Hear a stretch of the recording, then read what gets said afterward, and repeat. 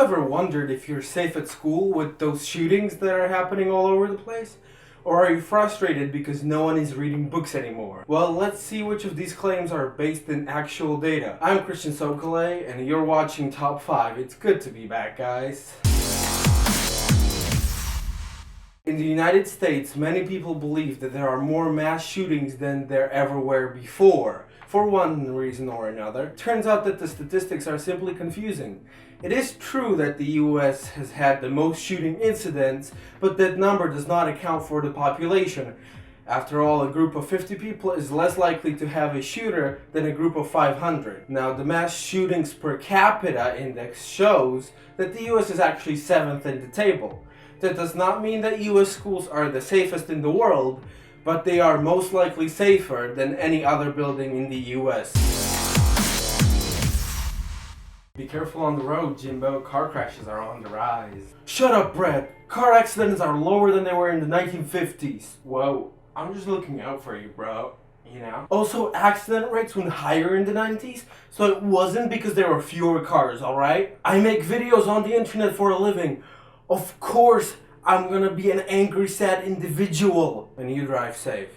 There are still more than 3,200 accidents on the US roads every day. The roads are safe, but being careful can't hurt. We are all going to die someday, but will it be by a nuclear warhead?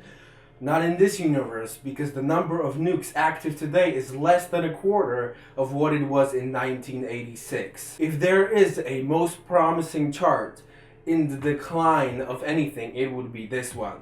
Today, the US has around 5,700 nuclear warheads that are active and pretty much ready to fire. Thankfully, besides the US and Russia, almost no one has more than a couple hundred warheads. But it's not like anyone is plotting to invade the US or anything, right? Unless you're a conspiracy theorist.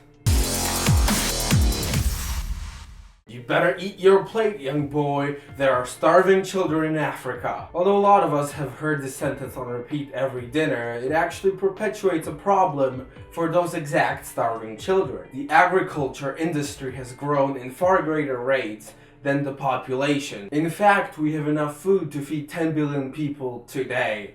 And that population is not expected to be here until 2050. Now, the problem occurs with food distribution, since the 1 billion of poor people can't afford said food and live in conditions that generally don't provide access to a pizza place or a Starbucks. Also, a large portion of the grain we produce is utilized to feed animals because Americans love meat. But never mind starving children, my phone is dying and the charger is over there.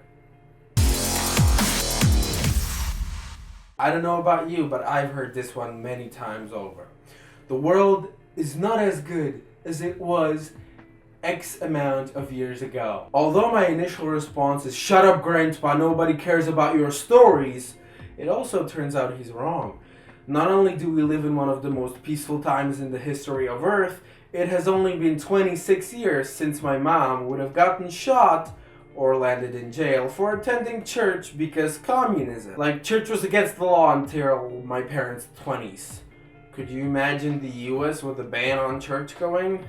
Man, today may not be one of the best times ever, but at least two countries aren't absent-mindedly threatening to blow each other up over dinner. Thank you guys for watching. From now on, I'm gonna have these up every week, because they are the only mediocre pieces of content I can make alongside the boatloads of shit on this channel. So, cheers to being average, I guess. Don't forget to subscribe, and congratulations, you've made it to the end of the video. I'll see you next week. Bye bye.